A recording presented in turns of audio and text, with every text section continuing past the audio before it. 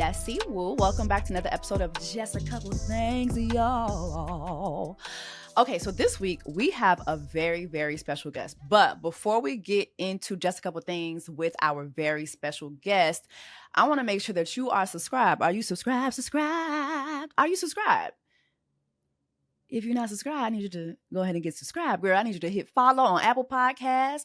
I need you to hit follow on the Spotify podcast. I need you to hit follow on all the other podcast streaming people, and make sure that you are getting the podcast first, because you're going to get the audio every single time for the first time before everybody else gets it.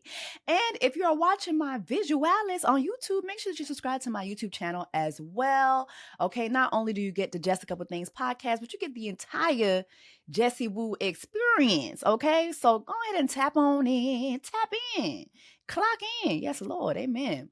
Okay, so you guys know that I am a huge commentator on Love is Blind. Okay, it is one of the most diabolical dating shows we have ever seen. But also there have been some great people that have been on the show, and I feel like this person is someone who immediately, if you watch my commentary, immediately when I saw her, y'all knew I was team Brittany. I was like, okay, what's going on? What is my sister's story? And unfortunately, we didn't get her entire experience because of Chris Colleen's raggedy ass. Mind you, my opinions do not reflect her opinions. I just want to make that clear. Love is Blind people, don't be sending my sister no emails.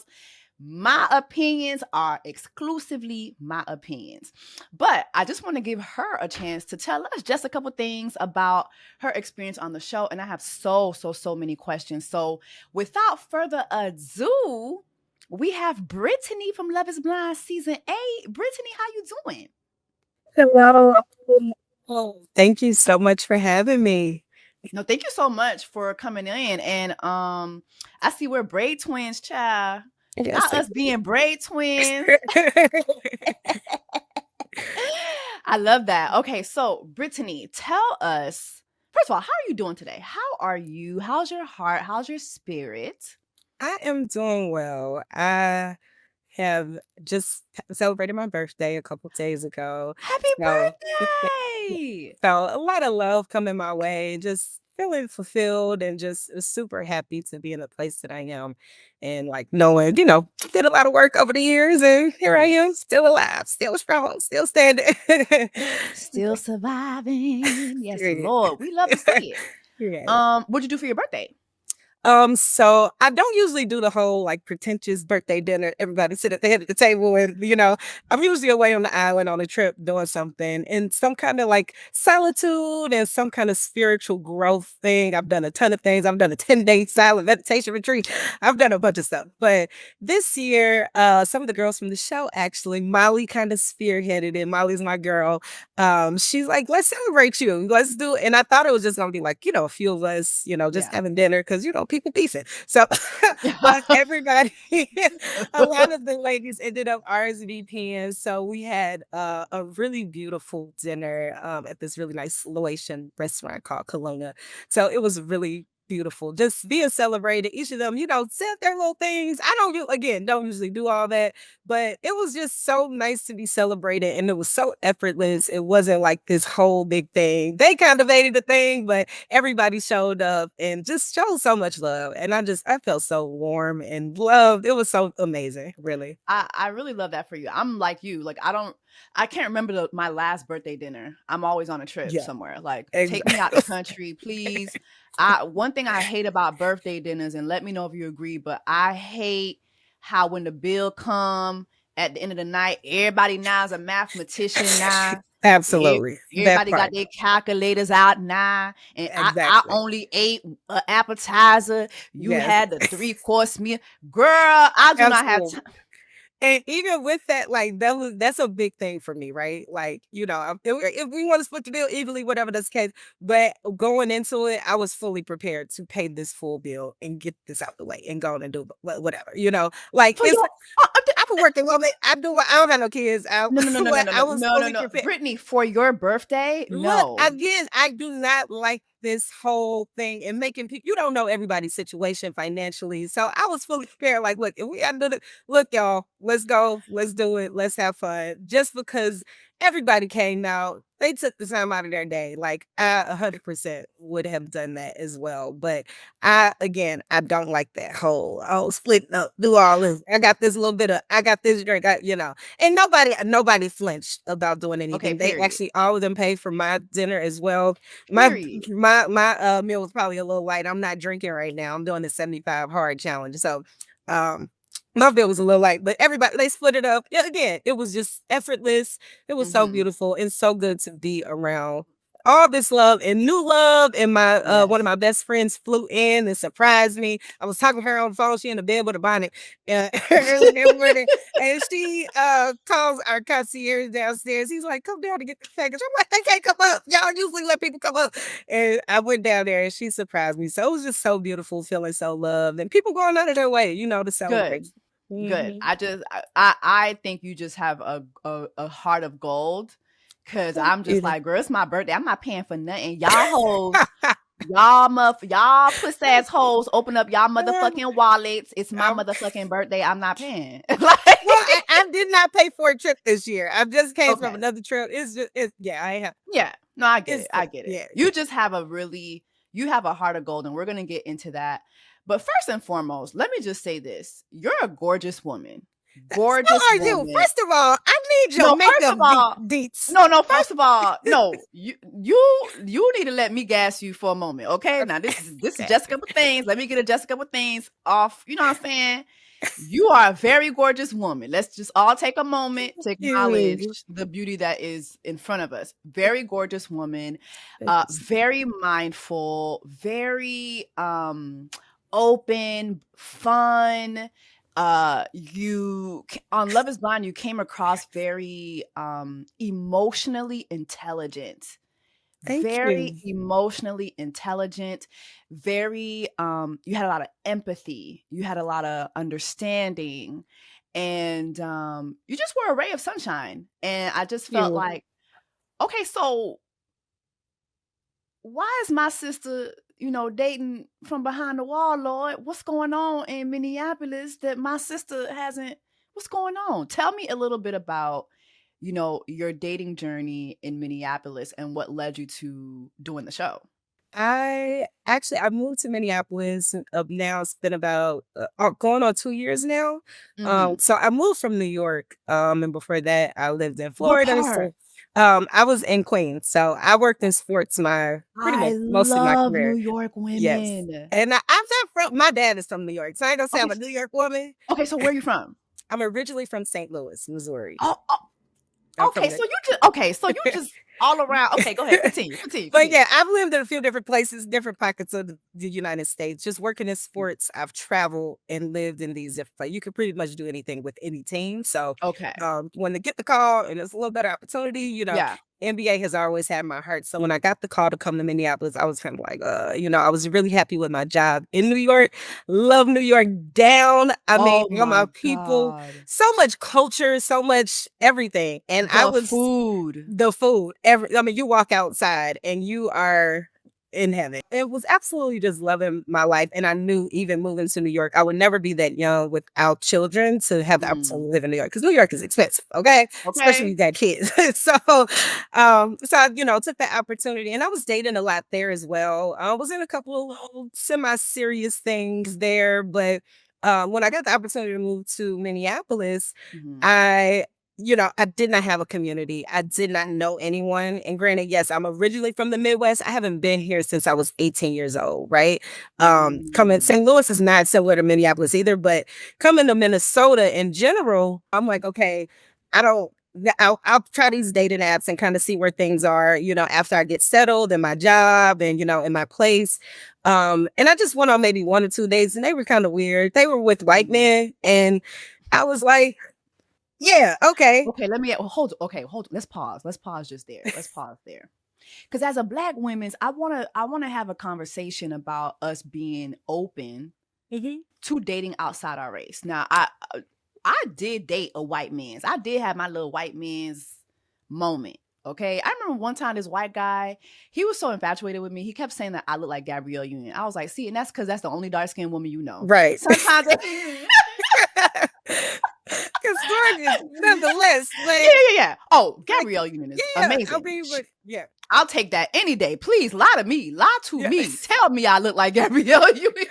But I was like, okay, that's the only dark-skinned black woman this man. No, child. But then I did date another white guy, and he was fun. But on our first date, he told me that he liked to get his ass ate. Now, I don't know if that was a thing like for all white men. Listen, I was just watching Temptation Island, and one of the boys on there say they were having like a trivia, and his first thing was, I like my ass ate. And I was like, okay, so maybe this is a white man thing. Why are we asking for our ass ate on the first date?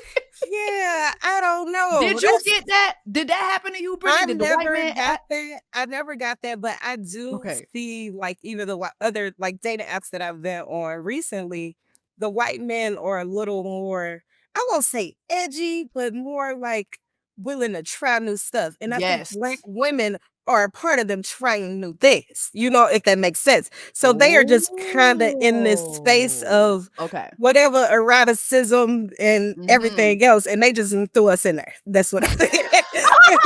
But I haven't necessarily had that experience. I've dated in my early and late 20s. I've dated a white guy. Seriously, I've never had sex with a white man. I haven't.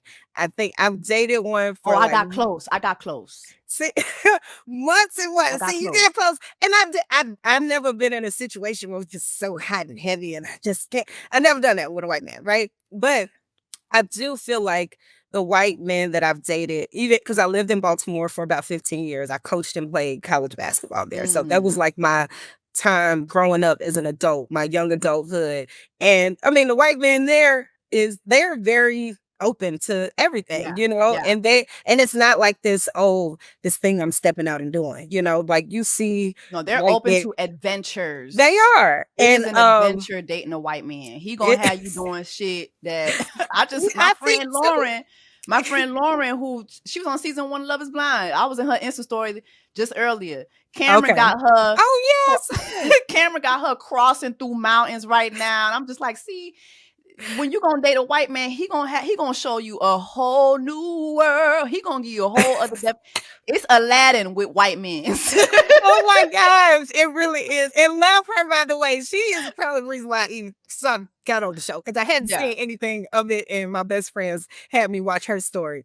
Oh yeah, and I was like, beautiful story. It is. Yes, people have been saying that I look like her too. I love. Oh my gosh, beautiful. You give me like her personality, very bubbly, open. I'm blessed to be friends with them. They are an incredible couple.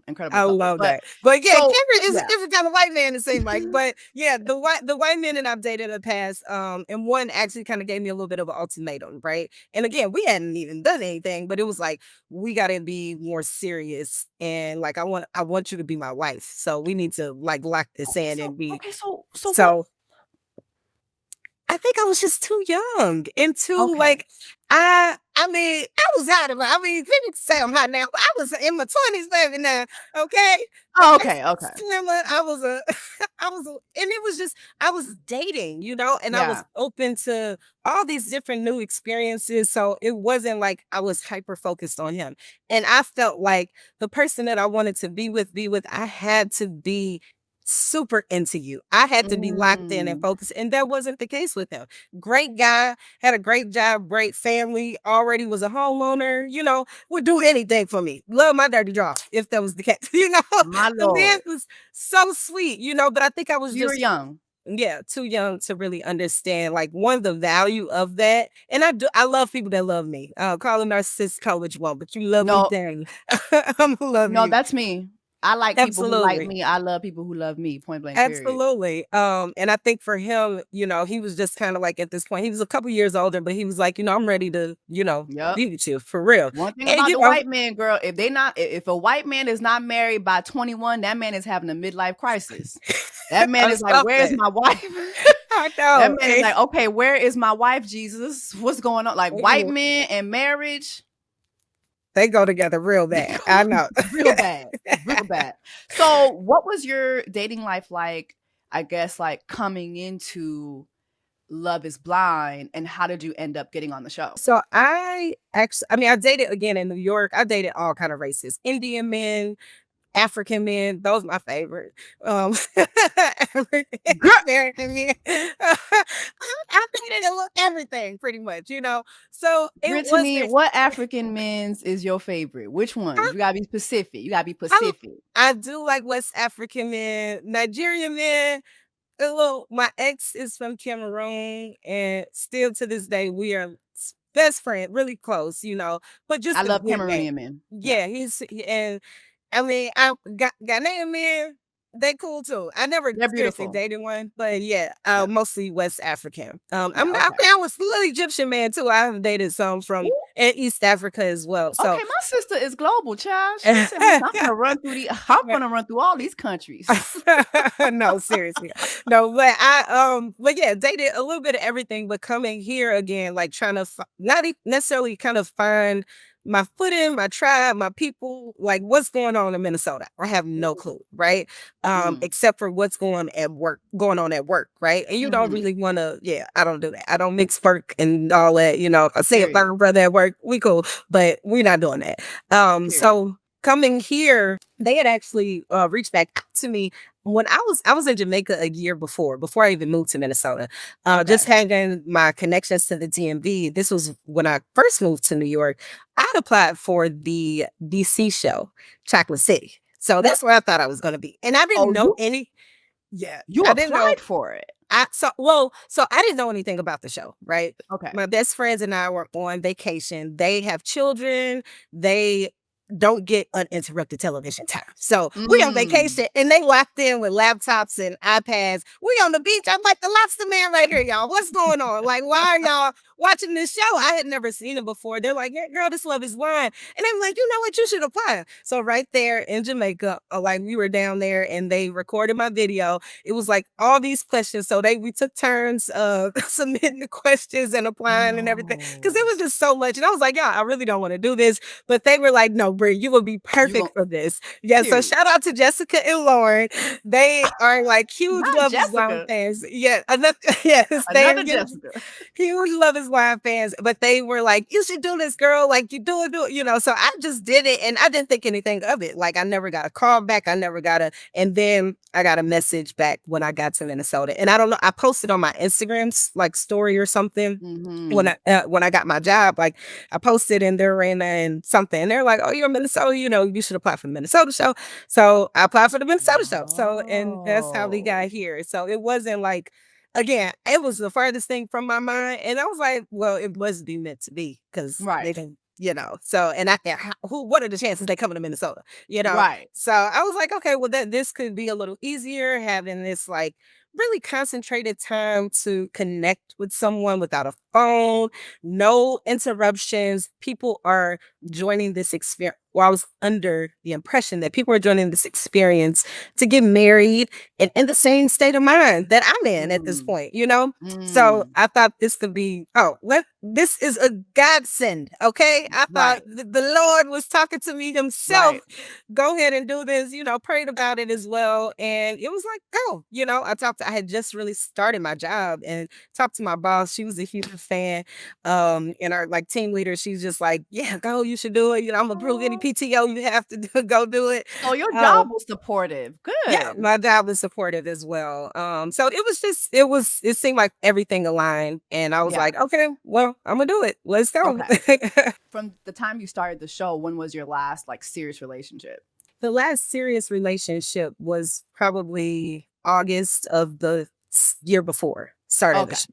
So Okay. like August of the year before, and it wasn't a serious So relationship. It was nearly a month long. It was with the woman that I spoke about in the show, and we're it gonna get to wasn't that. okay. Yeah, it wasn't. It to me, it wasn't. Yeah, I made everything clear about it, so Yeah, we'll we're get to gonna that. get to But yeah, that because I definitely yeah, feel like you were.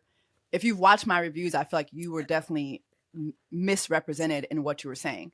100%. And I Yeah. appreciate that too. I just have to say that because I felt like I had not seen any of the show before, even some of the interviews with E Mm. Weekly, people, all these interviews that they make us do PR makes us do prior to, they're asking me questions about something that happened a year ago, but I haven't even seen the show yet, you know? So as soon as I started having those interviews, I'm like, oh, I see what my story is going to be now. Okay. Right. And then it was like, okay, but I appreciate you acknowledging that, as well as just letting the people know in a sense, because I just felt like a lot of things were misrepresented. But yeah, we're going to get into that. Yeah, we're definitely going to get into that. Now you're in the experience, and I know I've talked to women before from the show that talk about, like, you know, how you guys are set apart from the guys. You guys are in, like, the women are in like their own hotel quarters, and then you guys are in like the women's quarters. And like, how was the experience with like the other women on the show? Like, were you guys really supportive to each other, like in the women's quarters and then the women's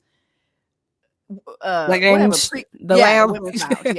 Yeah, absolutely. I think so. I missed my flight, and so I got there a little late. So they thought I was a producer because I walked in. The girls, everybody turned and looked at me like, "What's going on here?" Because usually it is, I think, 15 women.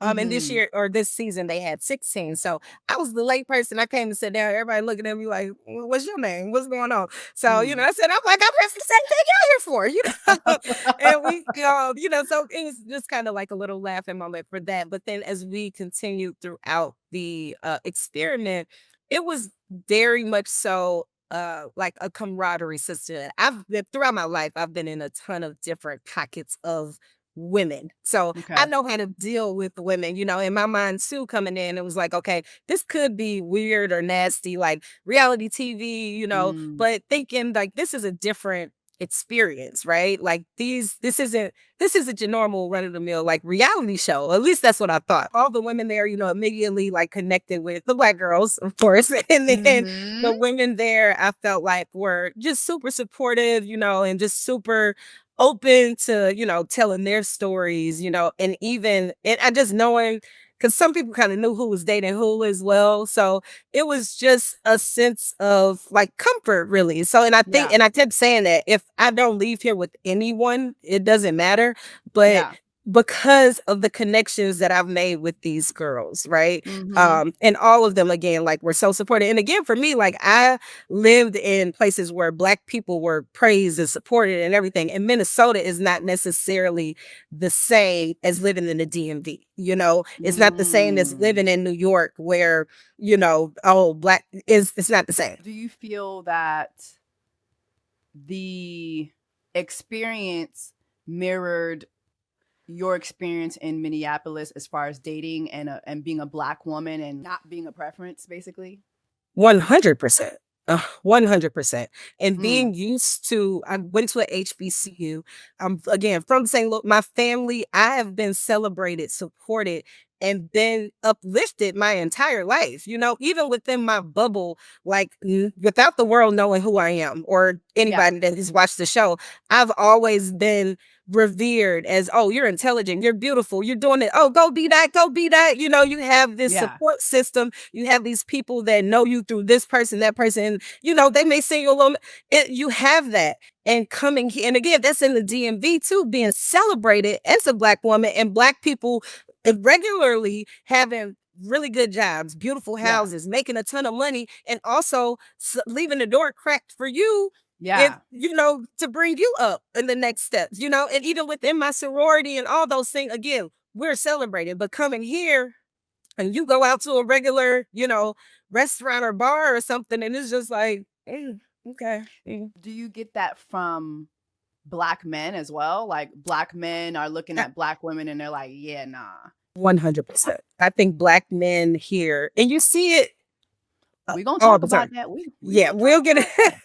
But again, Black men here, I think they look to white women. And I don't know if it's associated with the trauma or whatever. I don't know. But I feel like it is that Black women are certainly overlooked. And it's so many beautiful Black people here. It's so many beautiful Black women here.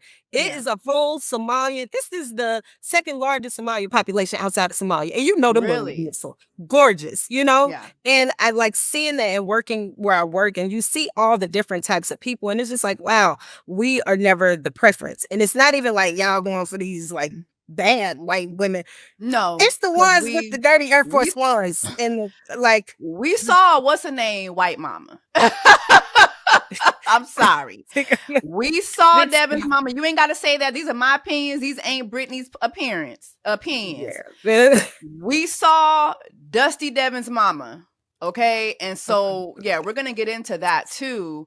But as I'm looking at it, I'm like, wow. I even heard, I saw a clip of, I don't forgot my girl name. I was calling her Miss Rachel in my reviews. She has a very soft voice. She was Virginia. Virginia. I saw a clip of Virginia talking about how post the pods, some of you guys came into the reality that a lot of the men had made it clear that that white women were their preference, that they were not looking for Black women. Is that part of your experience too? Yes, absolutely. I think even knowing the men in the pods, first of all. So it's one thing to experience this outside of this concentrated group of people, right? Yeah. But the men that were in the pods actually, them saying things like, oh, I think she's hot, or I think this is my preference, or whatever. Because Devin specifically said that Alicia Keys was his preference. You look at Virginia, she is second, Alicia Keys look alike. We'll definitely think that. But then you get on vacation and he tells her, oh, Taylor is my normal type.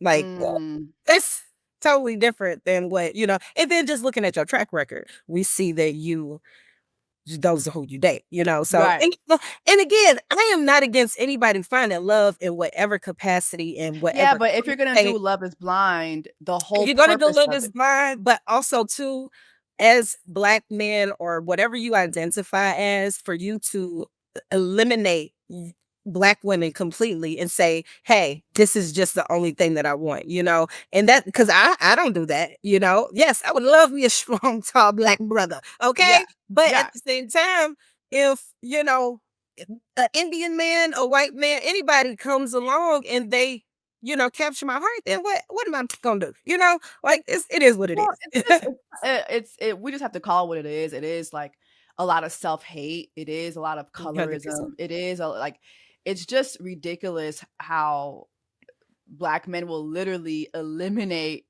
the women that birthed them. Well, not in Devin's case, but a lot of times, like, Black men will eliminate the women who birthed them, and it's like, what are you doing? Like, granted, like you said, there's nothing wrong with being open to everyone, but when I see how they just go out of their way sometimes to eliminate Black women even being a choice, that just talks to a lot of self-hate. And then the thing is, and you're gonna have children, and you're gonna raise those children to also have self-hate for whatever Blackness they're left with. It's weird. It's like this never-ending circle of things. But anyway, so you're in the pods. Yeah, you're in the pods. Let's talk about the connections that you made, because we only saw Devin, but then one day, lo and behold and lo, I said, well, ain't this about a bitch? Brittany got engaged. Absolutely. And I don't know, I was actually in 3 different love triangles, believe it or not. So I was with Adam. Adam is a white guy. Adam is he got a little flavor to him though. He came in there talking about I love everything from Frank Ocean to Frank Sinatra. And he was a lot of fun too. Mm-hmm. And just, talking to him, I understood that, he probably wouldn't be for me. And Mo and Devin obviously were initially like my top 2. And I went back and forth between Mo and Adam too. Devin, initially, it was like, oh, we are like having these. He was familiar, like, I didn't, like, my homeboys are basketball trainers and coach in some capacity, just being in this world. So it was familiar. And it was like, I don't know if I really want that. But the more we started talking, the more I felt like we connected on a lot of things. Again, this is Devin. Yes. Okay.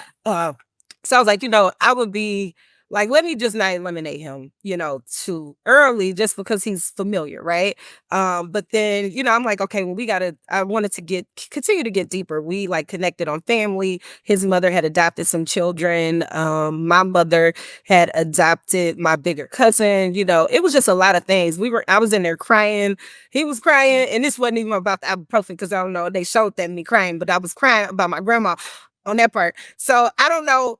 Yeah, however, everything was clipped Girl, up. what? It's That like, that was not how it was presented to us. it wasn't. I definitely had empathy for him. And I did, like, I cried with Devin multiple times throughout that process, Yeah, right? we saw. So, yeah, so it was certainly like, we Lord. was crying. But I did not want to eliminate Devin in that, so, but once we got to, it was other things that were kind of telling as far as maturity, finances, as well as, Well, let's stay there. Let's stay yep. there before we even talk about your other connections. I know you talk Okay. about Adam, but I want to go back to Mo in a little bit. So, Devin, you guys are connecting in the pods, right? Mhm. And like you said, you cried multiple times. And, what'd you think about when he told you about being addicted to ibuprofen? I ain't never heard about no ibuprofen addiction now. And I haven't either. So we don't have our phones. I couldn't Google nothing to see if it was a real thing. And I did not want to be ignorant to the fact that this could be a real possibility. But I also understood, like, I've torn both my ACLs and they gave me really heavy drugs. So and that I could not take. They gave me like Percocets and all these other things. And I had to drill it down to like tramadol and ibuprofen because it was too strong for me. So in my mind, I'm thinking, well, this man hasn't told his parents. It could be a real serious narcotic. Like, this is something that he could have been on real drugs, And in my mind, I'm thinking like it has to be like something stronger that he's coding in this situation. So, and that's exactly where I went with it. And I'm like, until me and Virginia got, after he told her, and I wish they would have told that part, because she's like, girl, ibuprofen. We both fell out like, we don't know, so. I hate that we didn't get to see that. I know, because we talked about it for a minute too. And then So y'all both thought it was interesting. we thought it was interesting, but she brought, and I, like, when she got back from the trip and everything, she was like, girl, it is ibuprofen for real. And I'm like, how you know? She like, girl, I've had some ibuprofen on the counter and I like took it, and he's looked at me like, that's triggering. And I'm like, girl, and we fell out So again. what the fuck am I supposed to do? What the fuck am I supposed to do? I don't know. You addicted to Advil?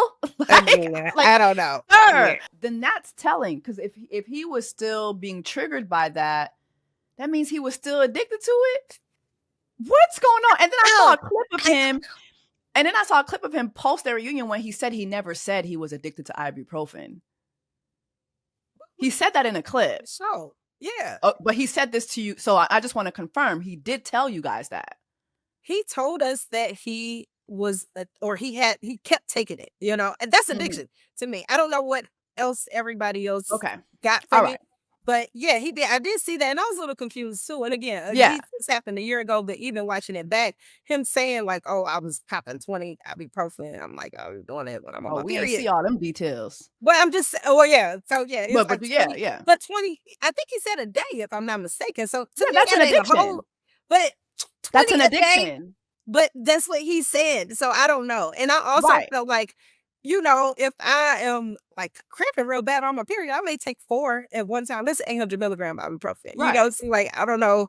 That's nothing. So I didn't think it was. I thought he was coding language for something else.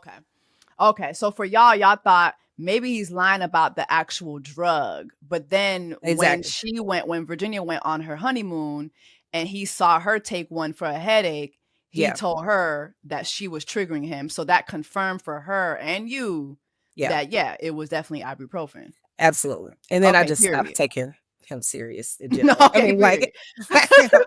What was it? Okay, period. So you and Devin are in the pods, and it seemed like everything was going great until you talked about your sexuality in more depth. I can't remember how that conversation came about, but I think the way it was edited was he told you about his addiction. So you're like, well, let me share this part of me. And you talked about the fact that you have had experiences with other women, but you always envisioned yourself being married to a man. And I think that that conversation, first of all, when I saw it, I just didn't like how, maybe it was just the editing. I just, and I kind of like made soft jokes about it, but it was like, it kind of came off, okay, is she fluid? Is she gay? Is she, I don't know. Like, explain to us maybe what we as the viewers didn't get by watching that conversation. For sure. And it wasn't like oh, you share something with me, I share something with you. You know, we Okay. had conversations about things that we felt like would be important to share with a future spouse, right? With our future spouse before we even got to that point, you know, and things that may have hindered you in the past from relationships. So my ex Cameroonian man, yes. So we still have a great friendship, but 2 years later, he told me this, you know, he's like, you know, I was in fear. He wasn't where he wanted to be financially and stuff. He said, but you know, he's a millionaire now. But anyway, he's like, I Let me thought let me also. just stop you right there, just so people understand. When it comes to African men, I think there's this hyper focus on Nigerians and Ghanaians. Cameroonian men get money. Get to it. Okay. They get money. And Okay. despite him not being where he wanted to be then, I never paid for anything. First of all, I didn't even pay my rent in my whole 20s in the first place. But the man driving Lyft, doing everything, contract, he did what he had to do. Okay. They So get to the money. they get to I it. think Cameroonian men are the Jamaicans of Africa. No, it's the real though. They No, gonna have them jobs. They are going to they have are. those jobs, and they're gonna make sure that they're getting money. So just want to put that out there, ladies. I know y'all love Nigerians, Ghanaians. Go ahead and give them Cameroonians a try. Now they can be sneaky. Now that's a whole other conversation for the time, but they can be very sneaky when it comes to Yeah. dating and having other women's. However, Yeah. they gets to the bag. Period. Okay, go ahead. He mentioned that that was one thing that he felt was hindering him from like going to the next step with me as Mhm. far as like marriage and everything like that. He said that, you know, because I have a lot of gay friends. I have a lot of friends that are married to other women, friends that date other women, bisexual. They are all Mhm. over the spectrum, right? Yeah. And some of these are my very close friends, my sisters, you know. I've never Mhm. done anything with them or looked at them in that way. But these are like in people that are around him. If I'm cooking dinner and I'm like, girl, come over, bring you whoever, you know. And Yeah. he said, with all of that being around me, he said he just couldn't see how I would not be tempted to be with a woman, you know. So Mm. again, that He didn't understand that you can be whatever you are, but still be monogamous. He didn't I understand am that. 100% monogamous and always have been. I've never cheated on anybody that I've been with. So he knew, and he because he's asked me. It wasn't like I just came out and shared that with him. He's like, okay, you got all these friends around you. Any of them you dated? Any of them or any of them you had any? You know, I'm like, no, I just had like at the time like one situation or one experience with a girl. And he was like, oh, okay, you know, it's fine, and we still continue to date. And then however it ended, but later on, he came out and said, you know, I wasn't mature enough to Mm. tell you this, which I He didn't really know. appreciate. Yeah, he said he did understand. And I think now, you know, we're both better people and understand and know, you know, all these things now. This is something I'm taking from a past relationship and a man that I really revered and loved and a hang up that he had. Right. So thinking, okay, I need to make sure that I This is not going to be the case with you. Let me tell you exactly, up front, Devin. exactly. This is where I stand. This is my dating experience. So when we're watching the show, it's cut down. Can you give me just like a gist of how you explained it to Devin? Yeah, I just told him, like, you know, and I've dated a couple women in the past. I've never been in a serious relationship with a woman. I've literally have had these experiences. I don't see myself marrying a woman. Like, I've dated far more men than I've dated women, you know, Mhm. and I don't, and I never even, and he asked, like, well, do you consider yourself like bisexual or, and I'm like, you know what? I never really thought about it. Like everybody around me, I feel like not Mm. everybody, but a lot of the women around me have had experiences, married to men, children, all about their life. You know what I'm saying? And whether it was a whatever night or whether it was a serious situation, like it's just what it is. Like nobody ever. So you all don't feel that you have to label that. Exactly. And that's what I said. I mean, well, if we have to put labels on it, like, yes, I think women, are attractive, and I've never even went smack at a woman. Like, I've never like, hey girl, I've never done that. Like, I have always been on the other, like chosen, if that makes sense. I don't know. So I never have been. Okay, Miss Chosen. Yeah. No, but I've never like, I think, that's what I was saying. And I don't want it to come off. She said, I get picked. And I didn't want it to even come off like into the queer community because I've been getting backlash from the queer community. Well, that's why even on my channel, I was like, we really, first of all, need to be mindful that these conversations are edited for entertainment purposes. 100%. They don't give a damn about making sure that Brittany's story is told the way she tells it at all. They don't care. And it's for entertainment, right? And so also I do feel, I'm not in the queer community because even me, when I was doing my commentary, some of them were like, Jess, it's not fluid. It's not gay. It's not bisexual. So even me, like I struggle to what do I say, And then now when I'm talking to you, it's like, even you're saying, I mean, I've never put a label on anything that I'm doing. I'm just, from what I hear is you're just living your life. And from time to time, you may want to get your Katy Perry on. I kissed a girl and I like it. I may just want to bump cookies real quick. And that's, you know what I mean? That's just the way it is. That is hilarious. I mean, let me know if I'm right. I think you are spot on. And I don't want people to feel like, oh, well, she doesn't want to be emotionally available to a woman and all these different things. I think people are saying this term I keep hearing is internalized homophobia.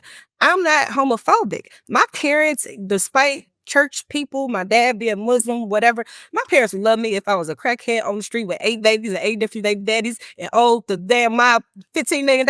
They would love me. Would have ran through coochie. Her parents would still love her. They would still love me. So this thing about, she needs to deal with this and deal with that. Again, it's not anything to necessarily deal with, right? It is just me. Like, why can't, just like y'all be on the spectrum, y'all like getting y'all booty ate and doing this and doing that. Like, why can't I like what I like? Like ain't nobody asking a white man asking if they want to get their booty ate if they gay. Anybody asking them that, right? So, and it's just, and that's my thing. And I, my friends joke with me. They are messaging me, and they're, we're having this conversation. My very close friends that have known me, my entire life, and they're like, "Girl, you ain't even that gay." Like, what they saying? Like,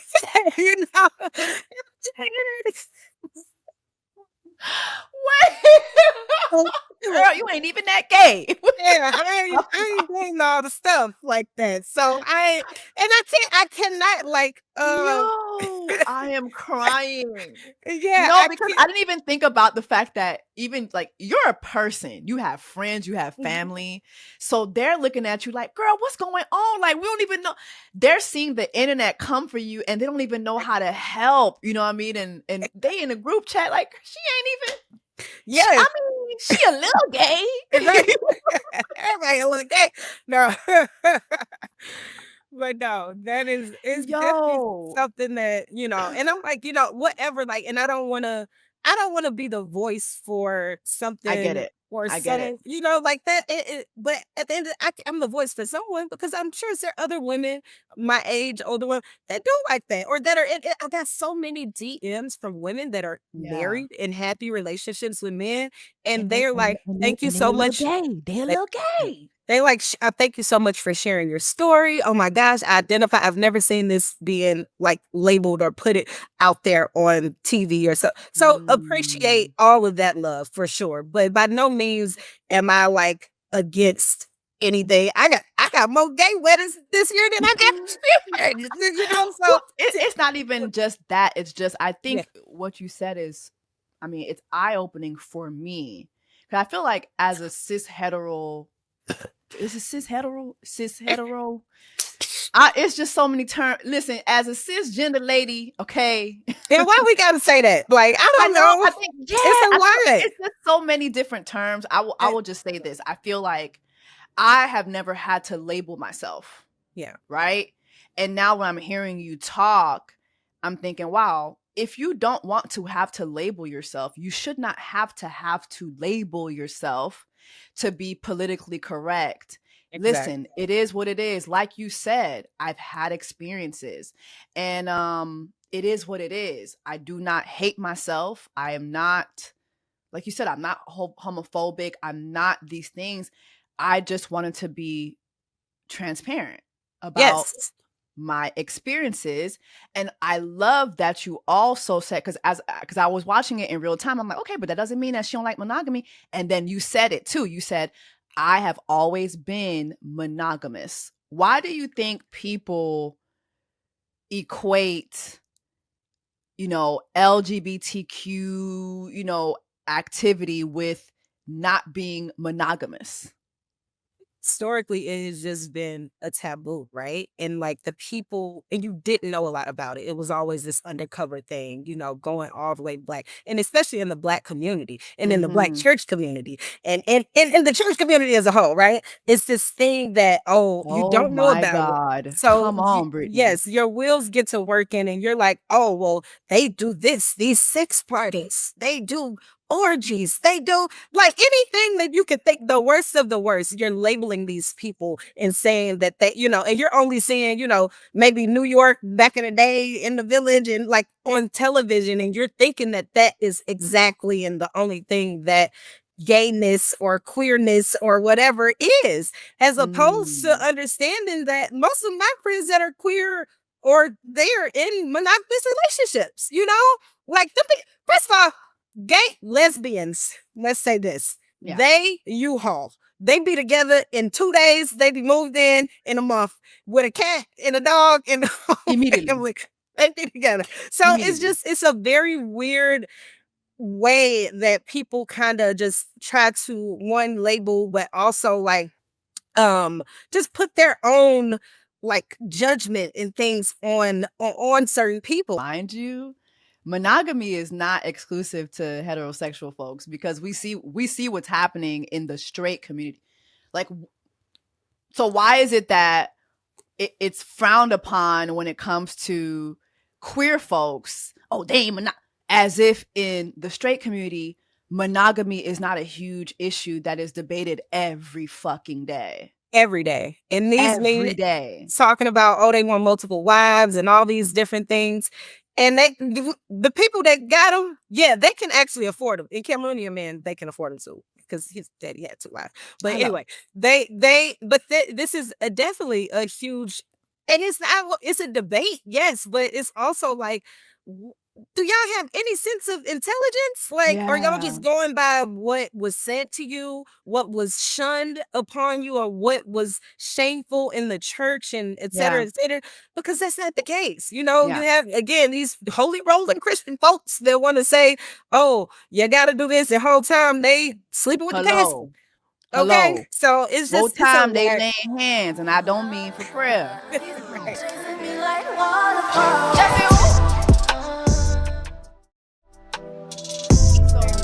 Going back to Devin, so you guys had this conversation, right? Mm-hmm. And there's a follow-up conversation where you choose to sever ties with him, but the way it was edited in the show, it came after the queer conversation.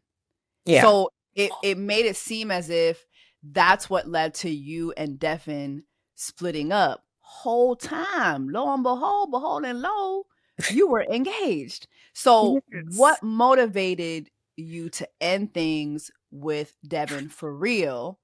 And then I want to talk about this engagement. So with Devin, again, a lot of things were familiar. Nice guy in the pods and everything, but I was picking up on a lot of things, right? Mm-hmm. Silence is very loud, right? When we're talking about politics, when we're talking about, okay, well, what would you do if your child was in the LGBTQ community? And they give you a list of questions and things to talk about.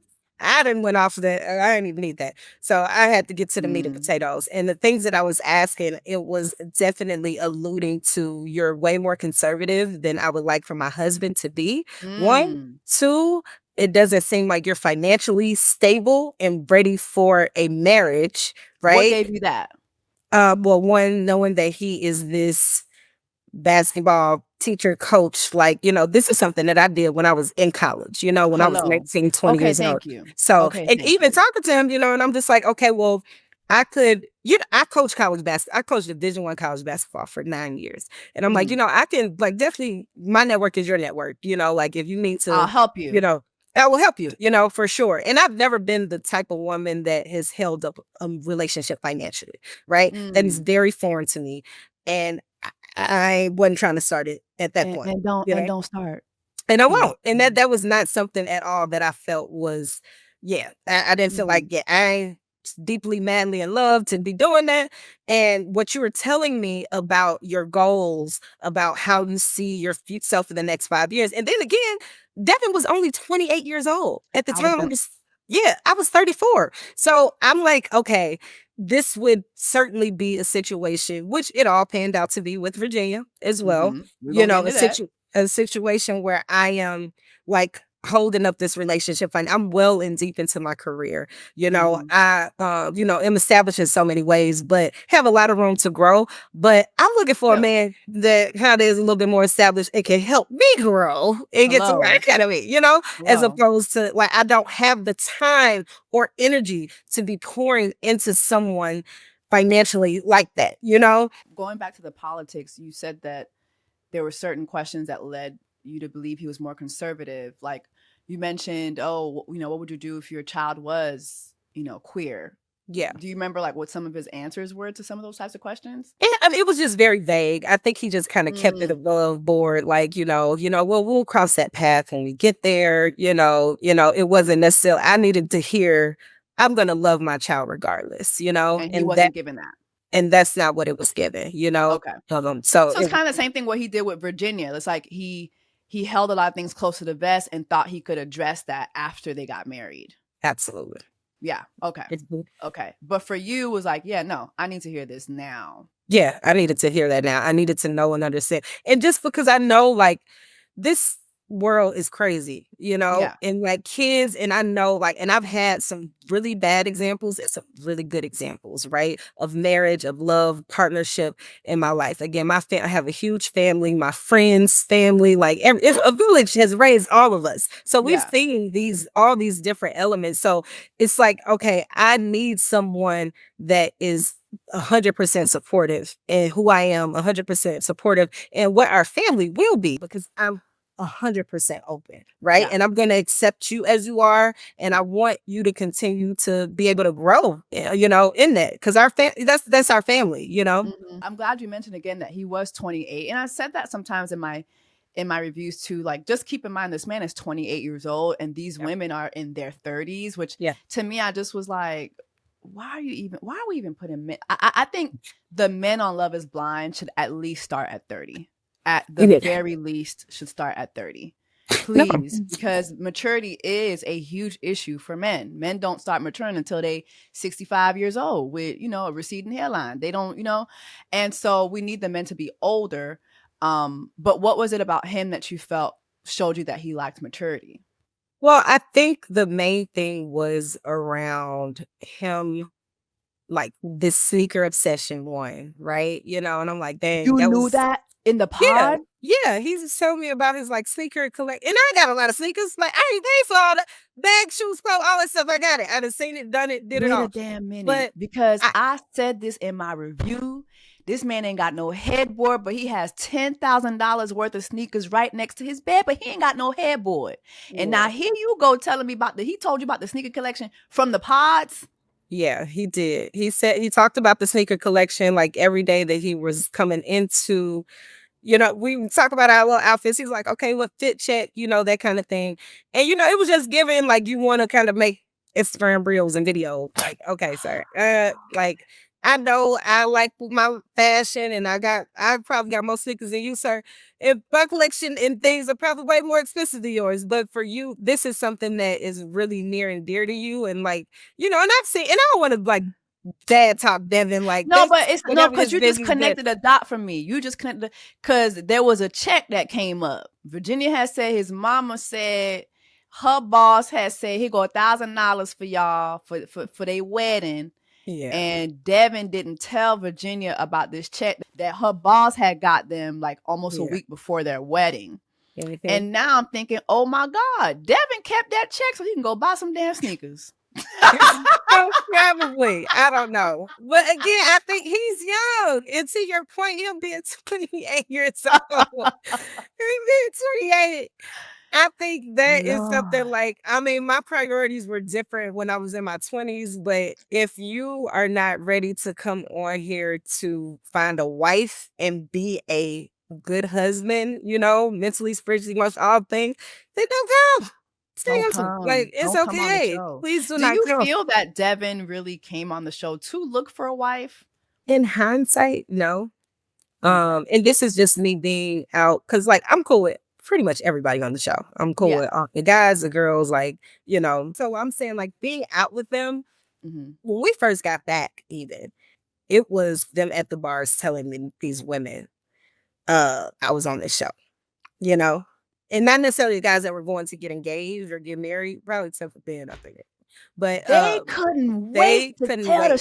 streets. One of the You girls, Tiara, she went off on all of them one day. She went out and was gone with the wind, put that little her back, and she went off on all of them period. because it was very. And she was like, that is very disrespectful, not only to the women that you were dating, but like first, we're all signed NDAs, So you're Yeah. telling these little University of Minnesota college girls, like I was on this show to get a little clout, you having them take pictures with you. It's a very weird situation. This is And nasty work. ve And so many very TikTokers, so many like the women TikTokers in the city were coming to TikTok saying, "Hey, these guys just did this show and they're doing the show like as a pickup line." they are. And that was just weird to me in general, because I think too, like, one, again, I don't think a lot of the guys came on the show for the right reason. I do not, Mm-mm. right? It's a handful of them that I feel like really did. I feel like Tom, I definitely feel like Daniel did. It's a few of them that I felt like came in with the mentality of, I Yeah, the want to be people we don't married. get to see. Exactly, but a lot of them, and even seeing Devin in action, right? We're on a party bus. We get off, go to a bar, everybody hanging out, having a great time, and this is a little bit of like vanity mixed with a little insecurity I'm seeing, right? Because we're out at the bar, people are coming up to us, guys, girl, everybody. Yeah. But he's saying this to one of the other guys. Oh, no girl has come up to me at all this whole time. I'm going home to change my clothes. He's like, and then the next bar we go to, I'm going smack at the first girl I see. I don't care what she looked like. This is post the pods? This is post pods, post wedding, post everything. And I don't know, he could have a tarnished heart or whatever, from the situation in Virginia. But to me, it's just like, sir, you need that much validation from whoever's out at these little corner dive bars. Like, it was just a very, and He came it to was be a very star. telling. Yeah. Yeah. He came And to it be a was star. exactly, it was very telling. And it was just like, oh wow, okay, we're not ever here for the right reason. No. And whatever Absolutely not. charade and all these things that you put on, that even with Virginia, because y'all had a conversation in text, I saw, okay? Mhm. And you try to put this whole thing on in front of your mother saying that, oh, I don't know why she said no and blah, blah, blah, blah, blah. And you knew why. Y'all talked about it. You Wait a told her. minute. Wait. What are you saying? Are you saying that they both knew she was going to say no? Well, he specifically said, like, first of all, Virginia had even said this, like, and I said this on camera. They asked me, did I think they were going to get married? And I said, it's going to be completely up to Virginia. Virginia just told me 5 minutes ago, if it's 2 weeks after them being at the altar on the show, they'll get married then, but they're not going to rush it. So it's like, is it Ucha Wiley or is it one mic? What did you say? Because what's going on here? Like, it seemed like it was too, I don't know. It was just a very weird. So all that crying that's why I wanted Virginia to be able to tell her story authentically, because I did think it was a little disservice done to her in all the that sense. fake crying. Yeah. So that was my thing with that. And his mom, and just knowing the premise of the show. And I think you brought it up too on one of your other podcasts about Clay making his decision at the altar. Love AD down. Think she's a beautiful woman doing her thing. And I'm so happy for her and Ali. But it is a process that you go through, and they want you to get to the altar and make your decision. Yep. And please do not chastise Virginia for making her decision. She had to gather and collect her information. Period. And when she got there, the decision was no, unfortunately. And I think for her, it was that, because everybody goes through it, being in this spotlight and being on this, people are DMing, I would have dragged you down the aisle. I would have blah, blah, blah, blah, blah, your mother. And like, that's her choice and that's her decision. And really and truly, would you want, you go be in a relationship with somebody that's not right for you? Somebody that you have to help up for. Somebody in a relationship with a high school basketball coach who's chastising you about a prenup. Yeah. Mind you, him and his family don't got nothing to give but a pet pig. Please, please, please, please, please, please. Please, please, please, please, please. A pet pig in a kitchen that the crew couldn't fit in. Please, please, please, please, please. And then they had sat Virginia down talking about, are you going to take care of the parent? No. It's one thing, like, please, no. Absolutely. And I think that alludes to this mindset or mentality of kind of not white, like these black men. Again, Devin is mixed. He has a white mother. Virginia's mixed as well. She got a black mama. But regardless, so it's totally it's a difference now. There's a biracial and then there's a bi-Rachel. Devin is a bi-Rachel. And that is so funny. Virginia is a biracial. Okay? Devin is a bi-Rachel. And I'm sorry, but I'll be damned if I have your white mother coming to my black ass asking me to take care of her during these Donald Trump times. Okay? Absolutely the fuck not. Okay?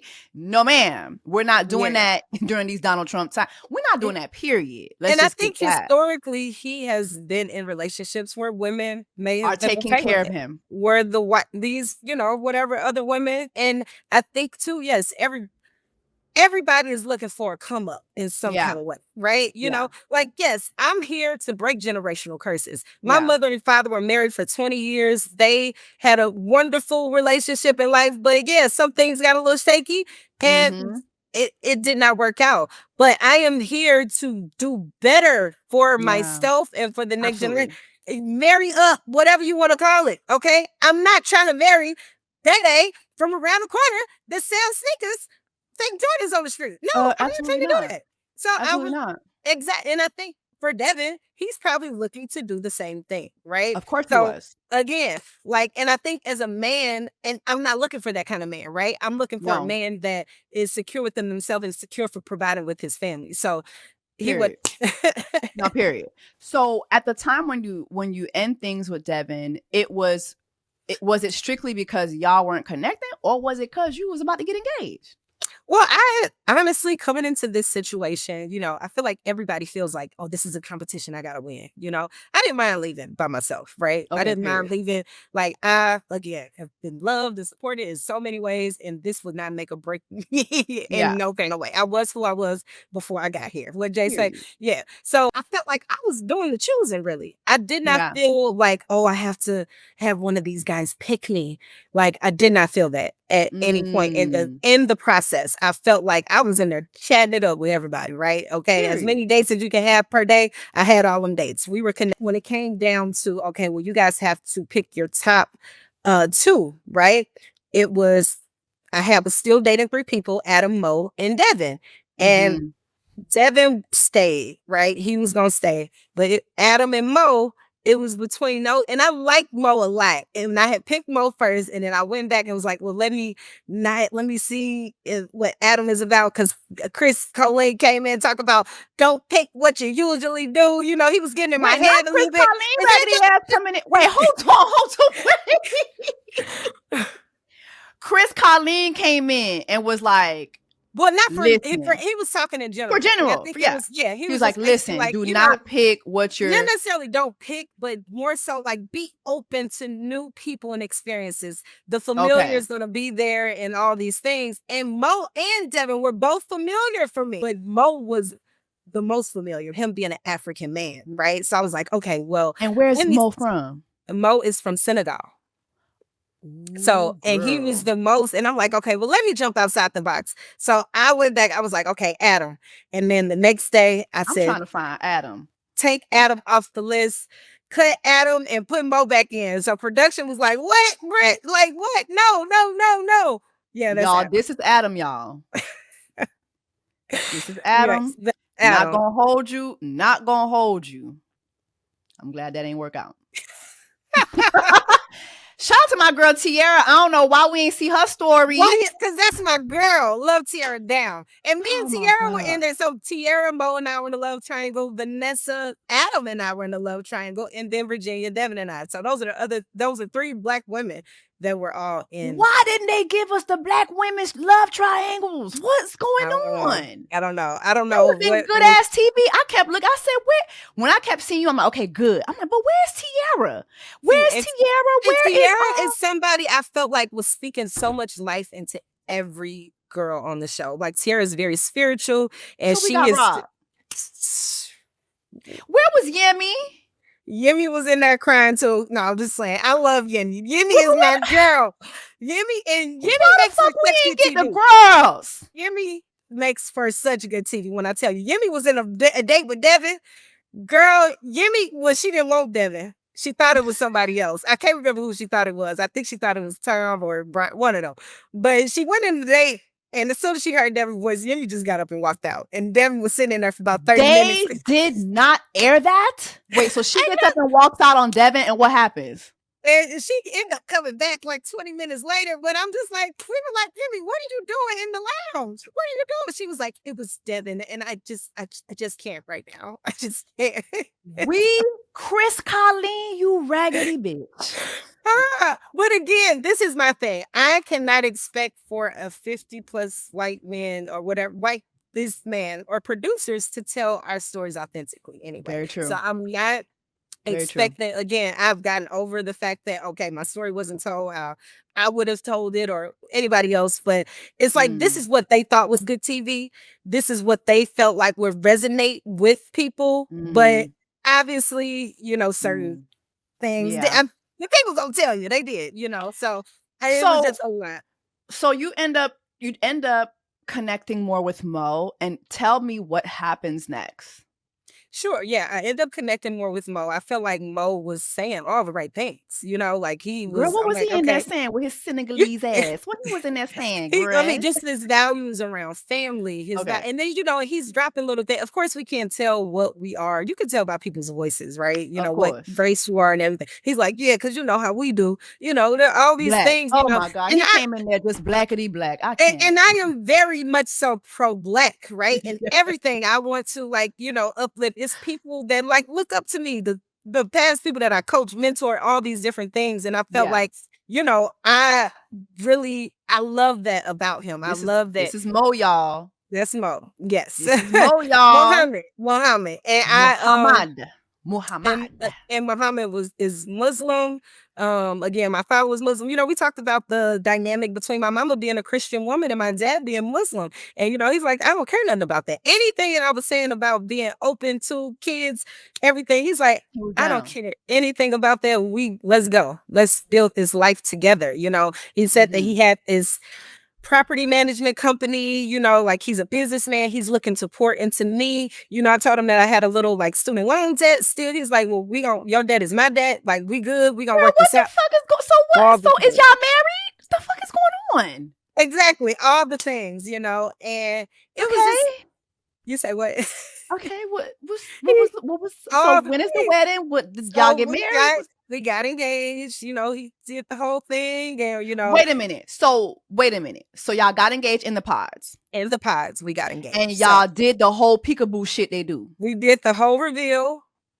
Y'all filmed the whole reveal. And then what happened to the honeymoon? So we filmed the reveal, right? So us filming the reveal, And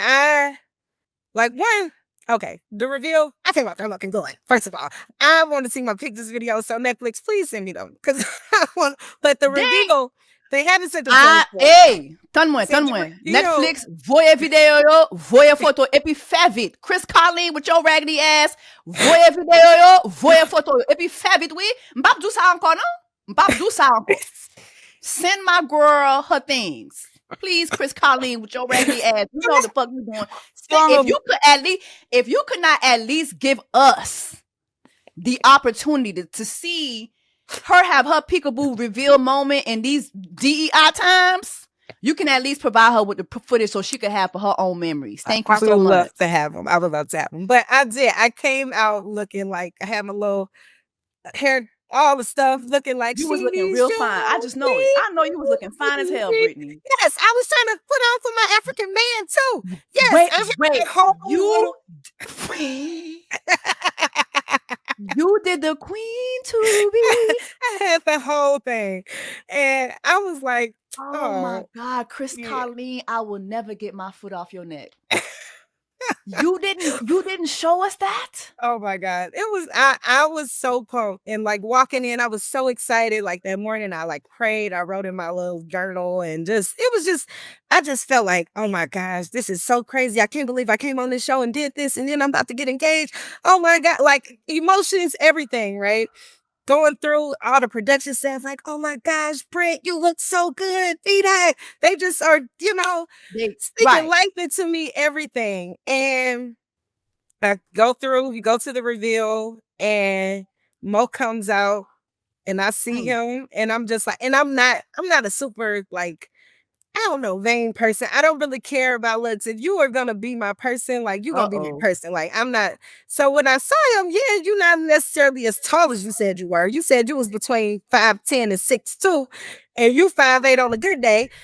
So I was like, okay, whatever. All right. And then so we walk, we gotta walk towards each other.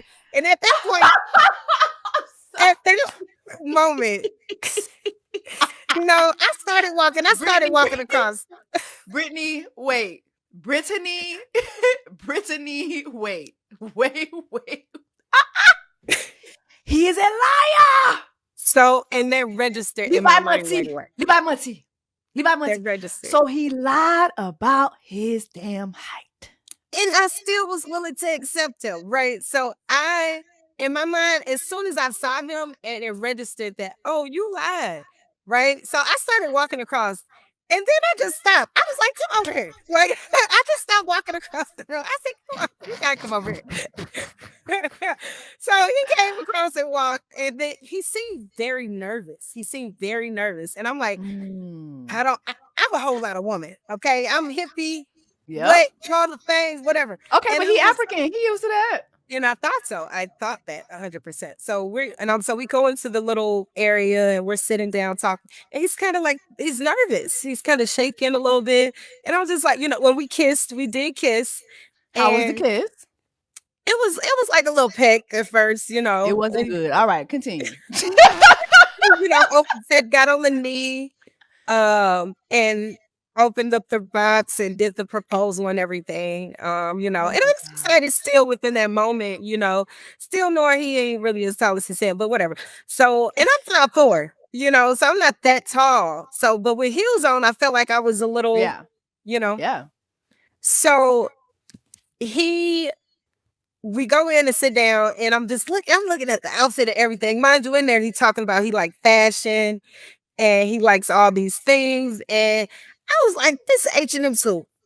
This ain't no. You got this floral colored shirt on. It's probably a short sleeve shirt under here. I don't know. But I was just like, and I just worked in men's fashion, men's clothing, suits, tailored, everything. And even if it was H&M suit, I wouldn't mind. You can get that tailored, sir. But you did not try. Okay, but he said, he told you he was in the fashion. He was talking a good game in the pods. Everything. He was talking a great game, And I realized in hindsight, he was telling me a lot of things that I wanted to hear. So, like what? We're there sitting there. A lot of things I want to hear. The things about his job, He is a property manager, but he doesn't have his own property management company apparently. Because I haven't Googled, I didn't sent it out to the people to do the research. All my friends, we looking for. Oh my God! I'm looking for. Yo, who is doing the background checks on these people? Chelsea raggedy ass from season 4. Kwame. Talk to Chelsea. Kwame's wife. I know. I did talk to Chelsea before it casted too, though. I did talk to her, so I don't know. But so I don't know. She told me, it's a big team and we have questioning. Girl, you don't want doing a raggedy ass casting. Chelsea raggedy, Chris Colleen raggedy, everybody raggedy. So basically, this man ain't had the job he said he had. Y'all was gonna put her down with another Liler. Oh my God. I don't know if he's a Liler, Tyler, whatever. But he was lying. He was lying though. So he ain't had the job. He wasn't the owner of the job. People. He wasn't the owner. He could have an LLC out there somewhere. We can't find it. We done looked up the Better Business Bureau. We done looked up everything you could look up and figure it out. And you see, and that's why you know what, Brittany? You know what, Brittany? I said this girl is my girl. She said she did her Google. She did her background check, and she saw. So at what point? Okay, so y'all got the engagement thing. Y'all did the reveal. Y'all did the pet kiss. Y'all sat in the lounge, behind the reveal thing. So at what point was it told to y'all not going on a honeymoon? So when we got back, they met with the 7 couples that got engaged, right? And Chris came, including you, including me, including Kylie as well. Yeah, because there was another couple. Yeah, Kylie and Brian. And Kylie and Brian are still together too. So I think saw that. Everybody just did an article about them. But they set us down. We're all in the ladies' lounge. That Chris and the rest of the staff comes in. They're like, we usually pick 5 couples to go on the trip. And my producer is sitting right next to me. And immediately I'm like, after knowing that he may have lied about this, it was just some things that were kind of telling, and I was kind of playing things back. So I turned to my producer and I'm like, as far as the trip goes, like, me and Mo gotta go. Like, we can get to know each other back home, which I would prefer without a camera in my face and really, I don't have to have all of these different things that I gotta do, right? But I can really get to know you on our own, right? So I turned to her and said, she's like, shh. Taylor's sitting next to me too. She's like, B, shut up. Yeah, girl, like, what the fuck you doing? It's a free trip, bitch. Shut up. I've traveled the world. Again, I have had. Yeah, you're like, I don't care. I didn't care nothing about that. I could get on the flight at any point in time. Like my mother, again, I have had the privilege of traveling the world in Honduras. And plus, I have just started my job, that PTO.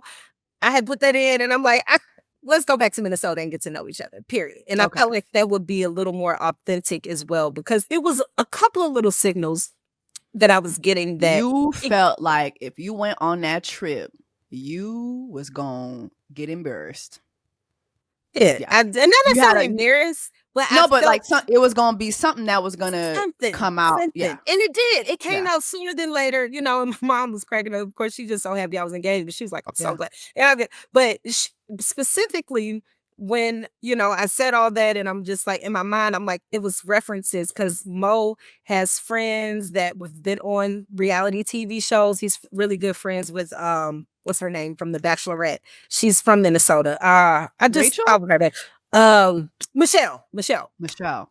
She was a basketball player and, and I didn't necessarily see this season. So I really I didn't know the reference, and I know she's like, people, they know her here. Girl, I thought you was going to say Mo was friends with SK from season 3, child. I was going to scream. I was going to scream. No. But no, he's good friends with her. So it was good. He was like, yeah, so I know how all of this reality stuff works, so it was just a couple of little things that he was saying. I'm just like, and he was telling me about one of his friends that had played for the team that I worked for and things like that. And just, it was kind of given like, I'm trying to be put on a little bit, but I got my own, so I'm like, okay, well, let's kind of see what's going on here. So, I just felt it in my heart of hearts, like, and I'm really big on following my intuition. And I just said, like, we don't have to go on here. And again, I don't necessarily know if it was our decision or what. We're mic'd up, so they can hear every single thing that we're doing at any point. When you go to the bathroom, they're hearing your tinkle. Okay. So,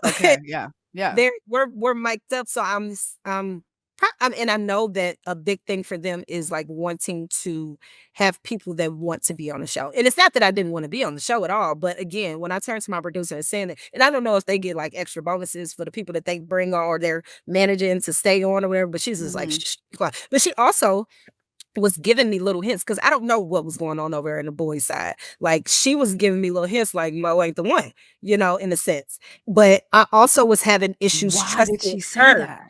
Why did she say that? I've never talked to her about it, but I felt like even when I swapped Mo out for Adam, she was like, girl. But I was also having a little bit of issues trusting her. So I'm like, girl, you don't know me. Like, so like. But you just made something click for me too, which is because when I see, there's been so many instances on this show, even when I think back of Lila and Ashley, they knew. Production be knowing.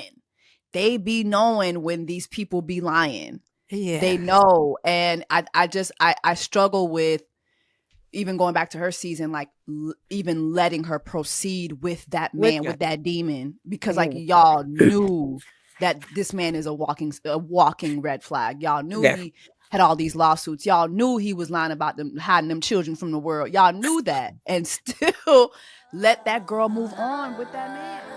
Chasing me like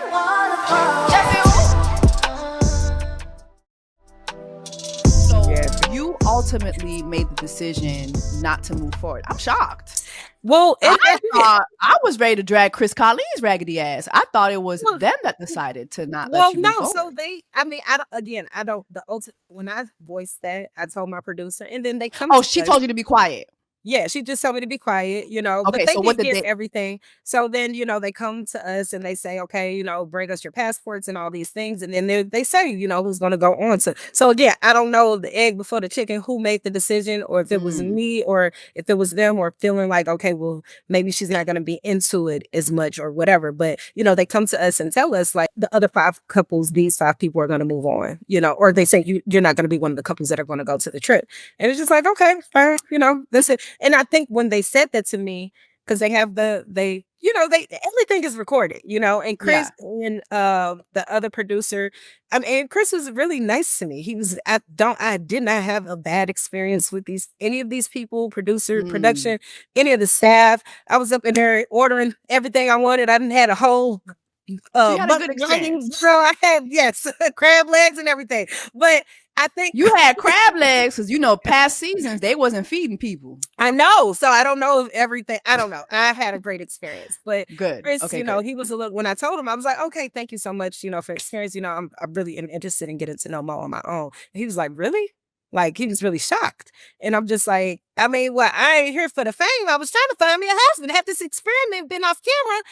Got it. Like he was like, oh, okay, and he was just like, and he just kind of looked a little just in awe, like, oh, I don't, but they were probably looking forward to. They were probably looking forward to Mo. He said, I really liked you.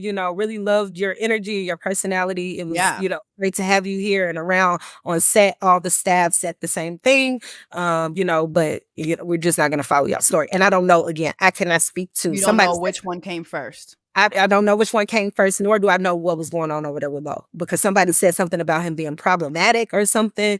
I did not know that. Like it was an article on like Cosmopolitan magazine that came out about that. And I didn't know about that. Like, I don't know anything about any of that. So I have no idea where that came from, how it came about. It was in Cosmopolitan. Cosmopolitan, I think it was. Yep.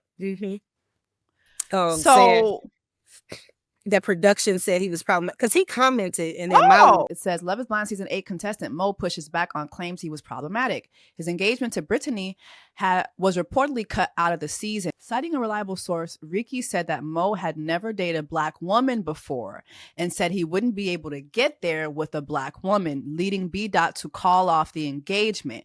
Brittany has yet to comment, but Mo did repost Ricky's video on his Instagram and commented on Ricky's post with laughing emojis. So they're saying that you ended your engagement with him because he made a comment about Black women. Is that true? It is partly true. So when we got back from, oh my God, when we got back, okay, go ahead. I'm sorry. When we got back from filming, it was like a Saturday. They got back, yeah, whatever time they got back. Mo was like, let's like link up to. We went to brunch with some of the girls, and he picked me up and took me to brunch. He was one with some of the guys, so he's like, we should do something later on tonight. And mind you, I'm dog tired. We have been emotionally drained, physically drained. We're filming for hours and hours throughout the day. So, we had snapped a couple of pictures and everything. And he sent the pictures to his friends, and he sent me a message back like, "Oh, my friends approve. Let's go out to one of their birthdays or something tonight." And I was like, honestly, I just want to stay in. Like, we could stay in. Wait. Back the fuck up. Yeah. I'm sorry. That was another telling thing for me.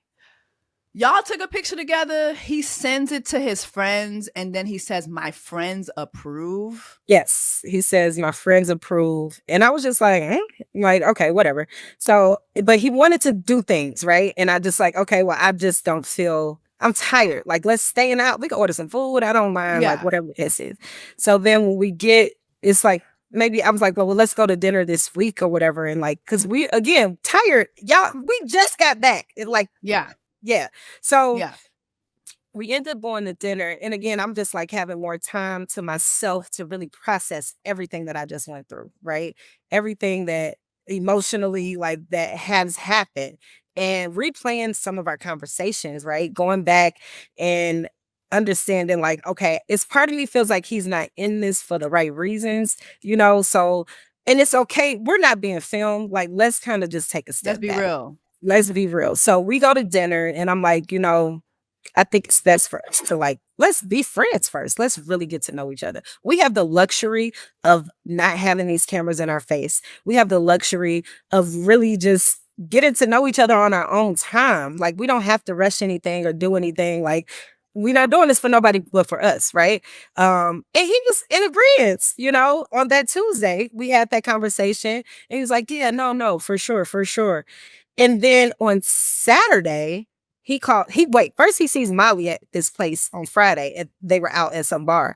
He sees Molly and says, I don't think I can do it with Britt. I don't think it's going to be, I don't think, she's just not like any other girl I've ever dated. I don't think I can do it with Britt. And Molly was like, why are you telling me that? Like, you need to have this conversation. Molly, being a girl's girl, came and Molly called me that night.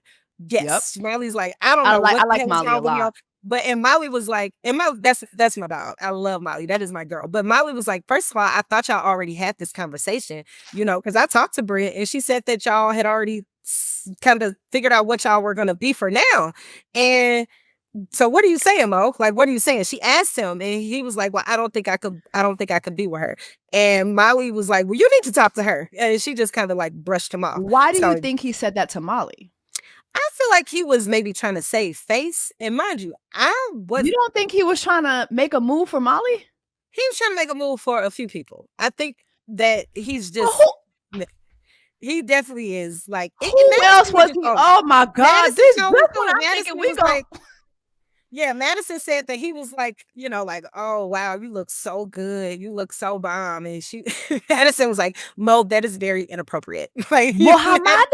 Madison definitely said, like, she told me her little take too. But again, aside from even that, right? And like, and I know that was after we had this whole situation, right? So on that Saturday, he calls me, it's like afternoon. We're supposed to link up with some of the girls and the guys later on. And of course, Molly she called me again that morning, like, yeah, I told Mo that he needs to talk to you, and I don't know what the hell, everything what that was going on. So Mo calls me, and I can hear his voice like cracking. And I'm like, what? Like, say, what's going on? Right? Like, say what you have to say. And he's just like, I just don't think I can get there with you. Like, I've never really dated Black women. And I'm like, okay, Mo, so what are you saying? Because in mine, we just had this conversation on Tuesday and said we would be friends. So I don't know. I said, so what are you saying?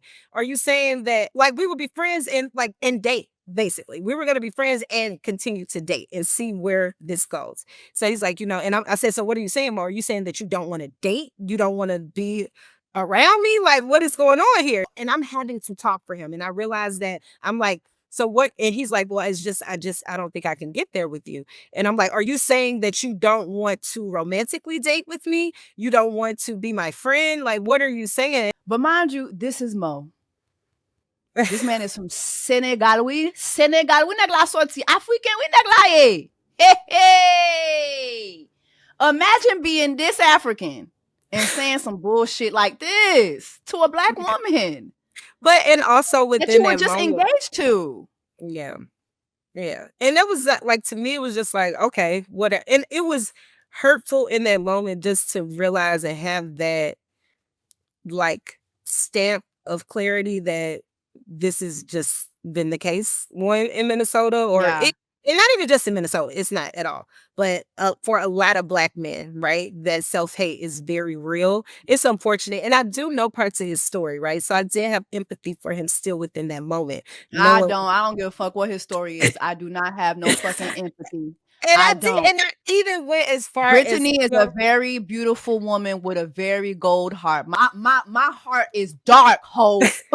I ain't got it. I don't got no motherfucking empathy for black men who say this type of stuff to black women, especially when you are from this part of the diaspora. You are from Africa, sir. Absolutely. No, ma'am. No, ma'am. The xenophobia, the anti-blackness of it all, the colorism of it all. Like, I'm so tired. I'm so tired.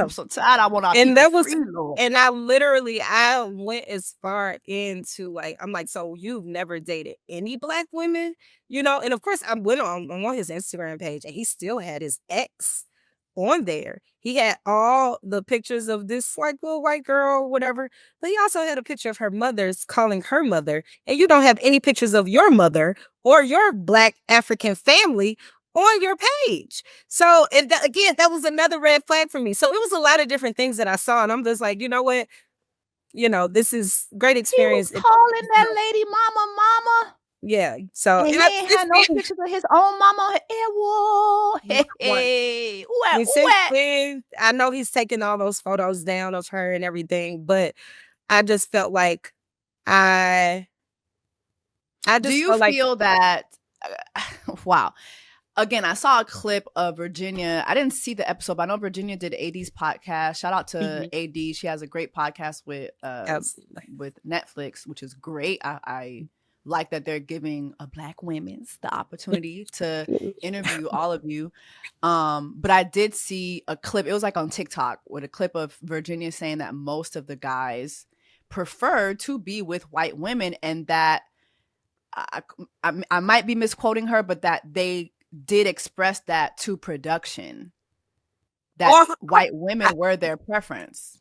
I don't know if what was expressed to production. I don't know if Virginia had like some other insight as far as that goes. I think like you're filling out this long questionnaire and you're clicking things, right? And you're talking about, and for me, you know, like I'm open to every race, to date every race again, but so they could have put that, or they could have just put white women. They could have put black. They could have put whatever on there, you know. So I don't know. Honestly, I think that she may have been alluding to that, like the questionnaire that we have to fill out before you go on the show. But I think, and they do ask you to send photos of your past relationships and your past dealings. They ask you to send. So you send these photos of you with your mans, with your women's, whatever, your friends, everything. So that could be, you know, telling for a lot of different things. But it's also on the flip side, we're filling out these questions, and what I was told is that you are not selected unless of this pool of tens of thousands of people that you are consistent with what they're saying as well. So they say that this is how they select the people, is by the question raggedy ass and Chelsea raggedy ass ain't selecting shit about shit. They just selecting it for entertainment. They don't give a fuck about none of that shit. Okay, so where are you and Mo now? Mo and I do not like, he texts me like when the show was about to come out or leading up to, you know, but I hadn't they had a text from Mo. I had to look back like I hadn't had a text from Mo Because he since knew the show was coming out, and he just wanted to make good with you, just in case something. He didn't know what was going to and be shown, maybe I don't know, but so he I was just doing felt damage like control. yeah, something like that I felt, but I also was just like, I'm not messaging you back, sir. Like, Period. the message left on red. It was what it was. Like, Mo, you have had ample opportunity. I do feel like too, though. I don't know if it was through, but I also it through the other guys, talking to, the white guys, like everybody, like being out, and they're like, "Oh, B Dot, you so cool, you so this, that, and the third." And we've been out in multiple settings together, and then Madison and Molly have cornered him as well in certain situations. Like, Good. you did wrong, like, what is this about? Like, whatever. But he is expressed like he told them, "I'm so sorry. I'm so sorry." He's never said anything like that to me. He said, B-Dot, you're so cool. You're such a good person. He's You're never just apologized to you for what he said. He's never He apologized for that. And I'm never not honestly, I apologized. am not it was no heartbreak or this like sense of I understand. like But still, like, but no, don't still, be yeah. playing. Yeah, like, don't try to save face with these girls. Like, I'm the one that you said the thing about. Like, come And that's apologize to me, sir. exactly what Molly like said to him. Like, why are you talking to us? Like, you need to talk to Yeah. Brie. You never apologize to her. That's messed up. Like, why would you say anything like that? Like, you are a black man and you have white Yeah. women telling you this. Like, Yeah, come on now. yeah, like what's going on here? And That's I the just thing. like I just want black men to do better. It's just to like, do and then better.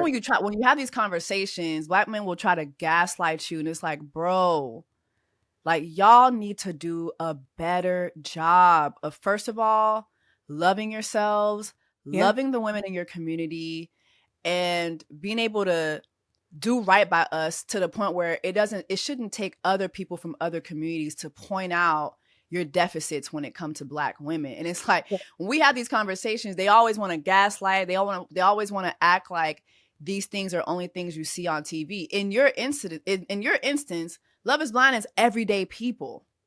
This is the everyday person's Regular experience. person. Yeah. Yeah.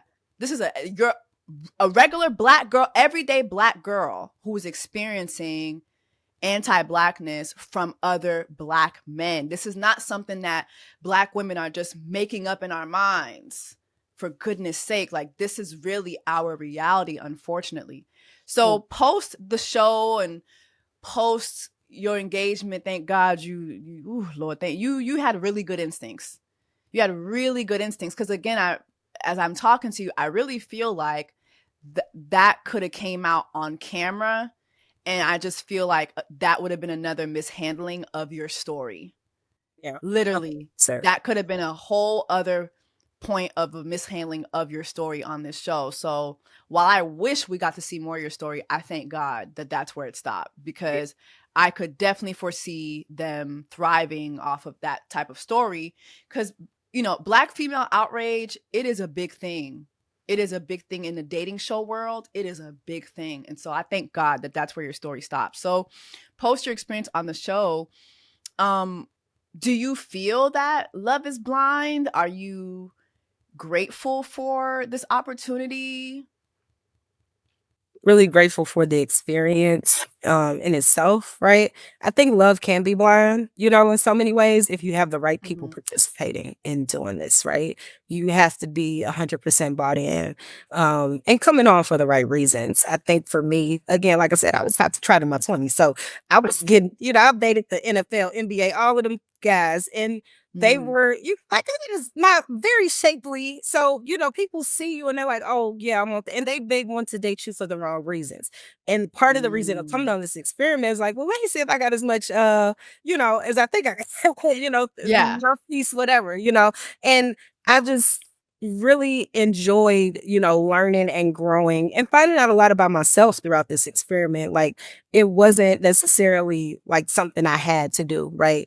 And I'm still single, but like to find someone, but it was like, let me just see what this is about. Let me see, if this really works. I was very intrigued by the experiment itself, but I definitely feel like I don't, regret it at all. I'm Mm. happy that I went on the show. It again taught me a lot. Again, people are not Yeah. going to tell me the story the way it should be or where you feel like it should be. And when you put yourself out there, you have to be ready to hear and Yeah. accept some of that backlash, or just ignore it as well. So it was a good experience all in all, but it did not.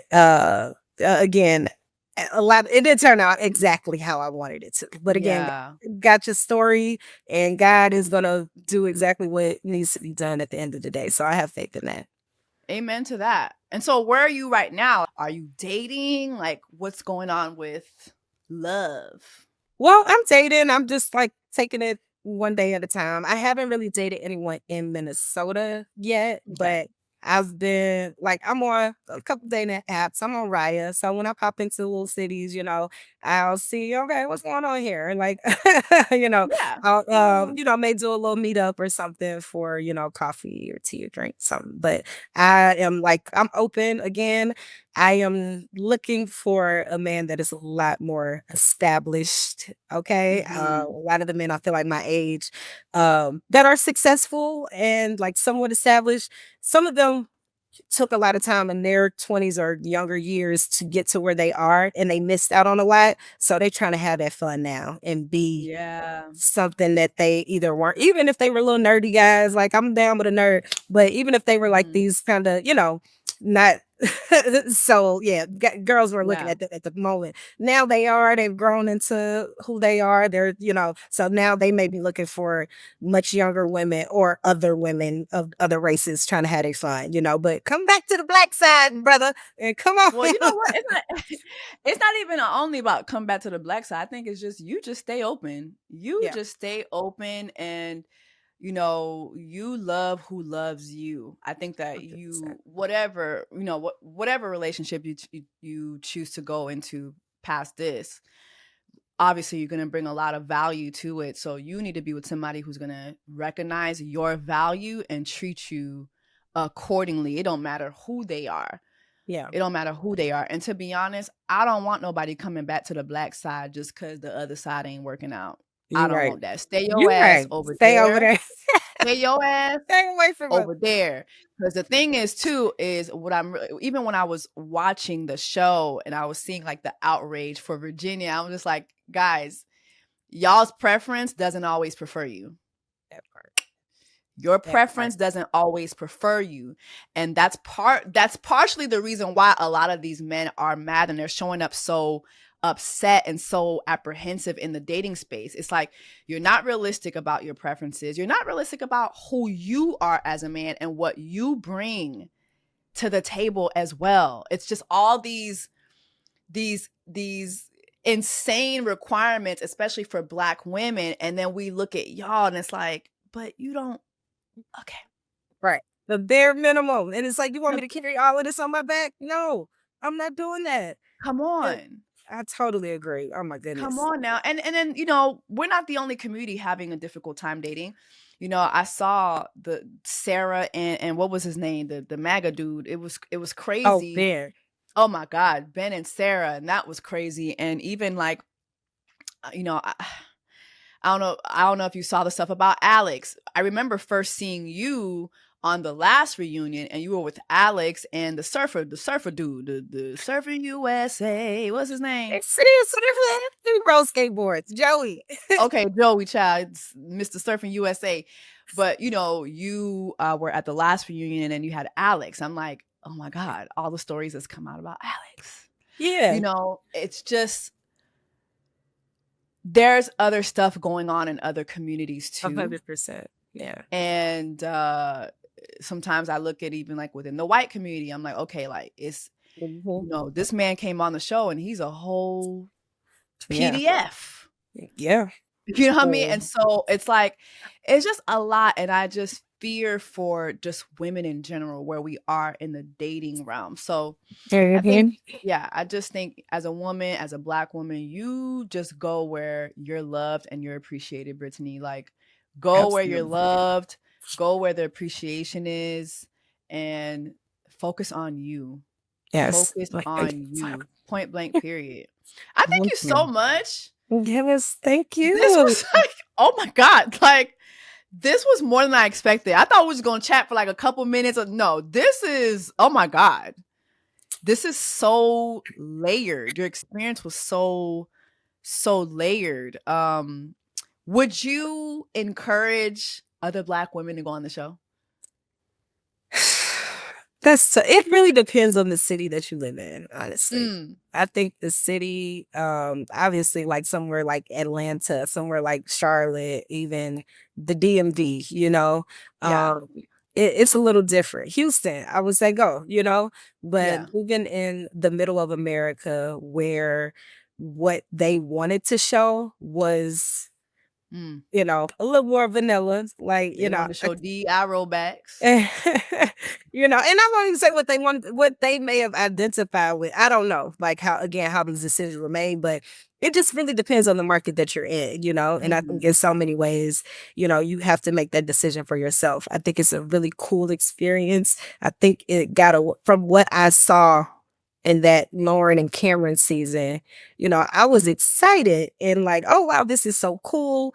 It was just seemed really raw and really like, these people are here to find love, and from what it has changed into a bit Yeah. is a little bit different than what No, maybe it's a whole, no, it's a whole, it's day yeah. and night.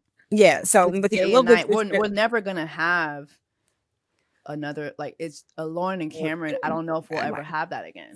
Like I, that first season, even the second season, by the third season, it's clear that this is a vehicle for people to become stars.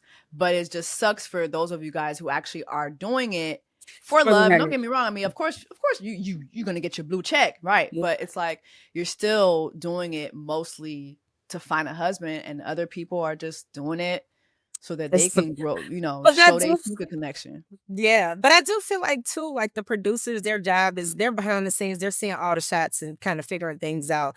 And I do feel like they want another Maury Cameron. They want that 100%, right? Mhm. I think with me and So what do you Adam, think they need to do to get another Lauren and Cameron? Just from your perspective of being on the show. I think it would be helpful. I know Chelsea and Kwame are on production and everything, but I think it would be helpful to have more of us. Kwame on production too? Oh no, wait, no, maybe he died. I'm sorry, I misspoke. Lauren and Kwame are on. I mean, not Lauren. Chelsea is Chelsea. on. Like selecting the people. I think it would be helpful to have us that went through the experiment. A lot of us, do some consultative work with y'all, consultative work, and Mm. okay, well, I think that this person. Oh, they seem like they're They should have had really Lauren and Cameron. genuine. Yeah, like having these people on there, like you could tell, like, and I don't know, it could be, a sense of discernment, or you have people that are genuine, right? You could Yeah. tell who's on things for just to be, a part of it. Cause they were trying to say they thought she just wanted to be famous and stuff. And I'm like, Mhm. she, at no point in time when I was It talking to her, never gave that. never gave that. So it was just like, I feel like they need to have real people that understand people, being more a part of that selection process. Because it is people in there, I think, that will really thrive in this environment and really could find love. But it's about finding people, like, Yeah. and know y'all got interns and everybody else that's working, y'all sliding in the DMs, y'all doing this and the third, but you really have these people on here and even open it up to our networks, right? So I have a huge network, right, of women that are single, Black women, white Mm. women, Puerto Rican and Asian, as Yeah. well as men, of all different age range, success, all these different stories that I feel like I could be like, oh, I think Tommy would be good for this, or this person would be good, Yeah. like, in this setting. So I think it would be helpful to, lean back on the people that have went through the process, Well, I think hopefully they take your word for it. I know they be watching. So Yeah. hopefully they take your word for it, and like we start seeing a change, because it's definitely veered off from the original intent of the show. But Brittany, Right. I thank you so much. This has been an eye-opening conversation. I thank you so much for being, transparent and, sharing your story on the show. And I really hope, those of us who are watching this episode of Just a Couple Things, that we really, really take heed to all the things that you shared. And, there's some people that are watching this that will go on to do the show. And so I really hope that they listen to you and especially, you know, for me, it's always Black Women's Month over here. So I hope that all the Black women's listen to this Black women's as she shared her story. Should you be presented with this opportunity, you're aware of other people's experiences and maybe you can learn from it and you know, approach things accordingly. But anyway, let us know how to follow you, where to follow you. Let us know what you have coming up, how we can support you. Absolutely. So you can follow me on Instagram, Coach B. COACHBDOT, no underscores or none of that. And TikTok, Coach_B. Upcoming things. Just look, I'm head down. I'm still trying to work. Okay. I'm balancing a real job. I know people come out here to get the influence and do all that stuff. I got a real job. Okay. So, you know, I absolutely love my career, but there are definitely things coming down the pipeline. So stay tuned, you know, definitely looking to help and support anybody in our community, anybody that wants to do anything in the sports realm, even, you know, business side, you know, I got my MBA, all those things, but even supporting your products and things like that. I'm definitely happy to, you know, collaborate with my people. Okay. Listen, hit her up, send her email. You want to send her some products, for send sure. her some PR, period. Please do that. Brittany, thank you again. And to all my listeners, thank you so much again. Make sure that you are following me on every streaming platform that streams a podcast. It is Just a Couple Things. Also, make sure that you subscribe to my YouTube channel. And y'all, make some noise for Brittany. Go ahead and clap it up in the comments. Thank you so much, Brittany. And I will see you guys in the next episode of Just a Couple Things. Take care of yourselves and each other. Bye. I just turn the water on. Big old flex. You never saw before. He's chasing me like waterfall.